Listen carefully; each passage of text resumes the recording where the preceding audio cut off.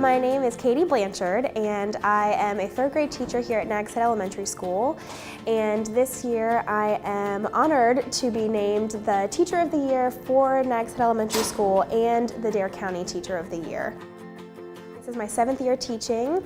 I graduated from East Carolina University in 2011, and I enjoy every moment. I'm here for the kids every day. We really work on building respect and trust so that we have a community of learners in our classroom, and I think that kind of all comes down to what I do in the classroom. Is my goal every day is to make sure that kids come to school ready to learn, they're excited about learning, and they know that they're in a safe space for that learning to happen. I try to incorporate lots of creative strategies that address the multiple learning styles of my kids. You know, they're all different, they all learn differently, and so I try to incorporate different strategies so that they might all be suited in one way or another. So we might be singing, we might be dancing, we might be making a model of something, we might be writing an essay. There are so many different things that I can pull into the classroom regularly to make sure that all of my kids are engaged in what they're doing.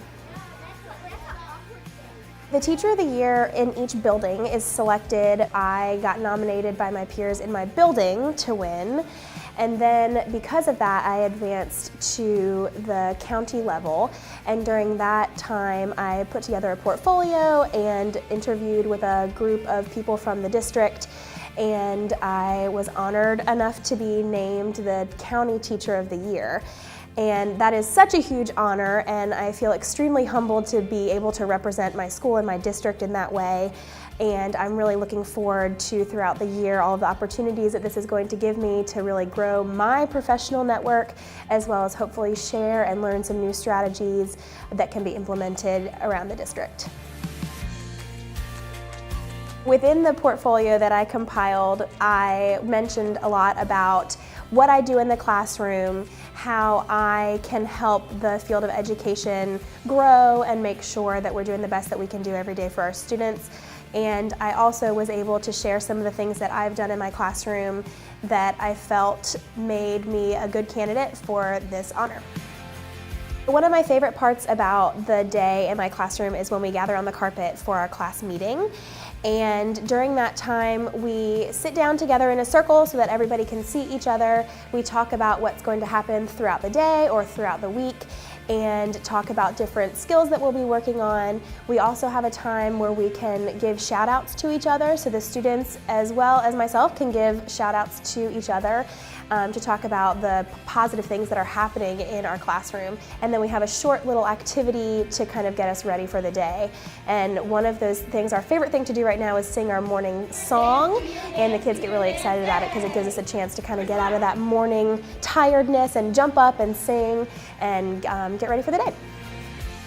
Another critical component to every day in our classroom is to making sure that students have choice to where they can sit to learn best, to how they might keep a project that they want to turn in for something in particular. They get to choose how they show it.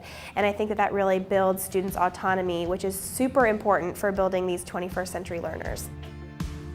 I believe that every child, regardless of educational background or socioeconomic status or family life situation, has a right to an equal education. And part of my job as a teacher is to help facilitate that education to which they have a right. It's really important in my classroom that kids know that mistakes are okay, and we learn from our mistakes, and you won't be made fun of because you're making mistakes. And that all comes down to growing that atmosphere of respect and working together to solve problems and to learn throughout the day.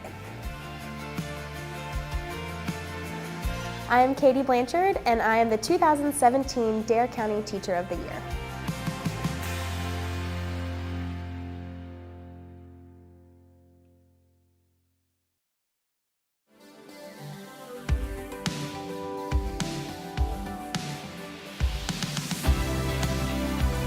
So my name is Nina Irvin. I am from Ukraine originally, and I moved to the United States, and I heard about the program in COA, Dare County, right here in Menio, about the hospitality class. So I was very eager to take it. I do like to learn to start with, so I was excited to have such a program down here in Outer Banks. I was working in the hospitality industry for a little bit, and then that program kind of, took everything to another level. I learned more about the Outer Banks in general, and it was just a good experience to start with, and just so many cool things I learned right there in that class.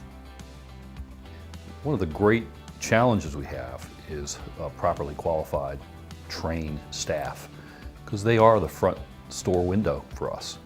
And so when I first took to Tim Sweeney at College of The Albemarle, and he had this idea of a training program, I was very excited and got behind it right away, along with a couple of my contemporaries in the business, because we know qualified staff is where it's at. Anyone who's looking for a year-round career, we all know how hard it is down here on the island. Not just a year-round job, but like an actual career, like if you want to be successful in your future life. I think anyone who is interested in some sort of better future and wants to be on the island, wants to promote the island and the whole community, I think it's important everyone consider that class. You start with a customer service class. The second part of it was a computer class. And so the last one, the one that I took, was the reservationist class, because that was kind of the position I was at that time. And there were two more branches, the housekeeping class and the maintenance class. I got a job in Outer Banks Blue. I think that the class was very, very helpful for me to, in order for me to get here. There's careers in this, and tourism is, is our lifeblood here on the Outer Banks. So from my standpoint as an employer, it's my understanding that when you go through the program that they have such that it is, that you are assured the opportunity to interview for positions. So, you have opportunity at a job. From my perspective as an employer, you doggone right I'm gonna sit down and talk to you, because there's always opportunity. And if I have a qualified, interviewee, I may find a place for them. There's a lot of turnover in this industry. There's always opportunities, and somebody who has a background that this program offers has definitely got a leg up. In general, it benefited me a lot to kind of pursue my future goals, so I definitely recommend it to anyone.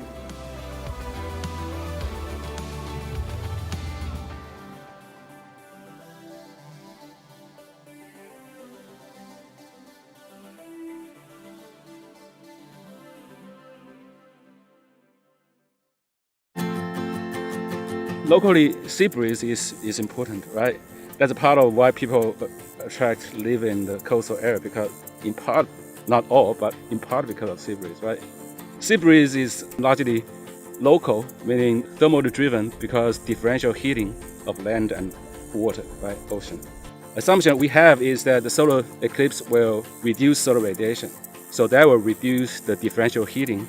So that's our focus, because solar eclipse is during 2 or 3 o'clock in the afternoon, typically the strongest time of sea breeze. So today we're at the Coastal Studies Institute, and we're launching weather balloons and taking different data to calculate how the solar eclipse is affecting the sea breeze in the area. We're looking at the temperatures, the dew points, the different humidities, and also the pressure that's decreasing as it increases into the air. We are measuring the sense of radiation through several different types of instruments. We're not only measuring radiation, but we're also measuring temperature, humidity, wind, and heat flux. We have the CNR4 radiation instrument, which helps us detect radiation that is coming from the sun down here to the surface. It's called shortwave incoming radiation, and also the radiation that's being emitted from the Earth, outwave, long-wave radiation. And by using both of those instruments, we can determine how much radiation is incoming to our surface and how much is being released by the Earth. So this is important because when the solar radiation goes down and warms the Earth, this is eventually going to rise back in, and it needs to be filled with something. So that cold air from the ocean is actually going to fill that, and that's what sparks all the winds, and that's what's actually the sea breeze. All along the country, students like me and professors like Dr. Hangbin Su are getting together and launching weather balloons to get valuable vertical profile data. Now, the reason why this is important throughout the country is we want to see how the solar eclipse affects different regions of our country. So different regions as in places that are drier than other places, places that are wetter than other places, mountain ranges, flatlands. How do solar eclipses impact these different regions and the people of these regions, and not only that, but the environment and the animals of these regions? So this has been an absolutely awesome experience for me to see every instrument that's being used, how we're actually impacting our studies, and we're learning more and more about how the atmosphere works with just a simple solar eclipse.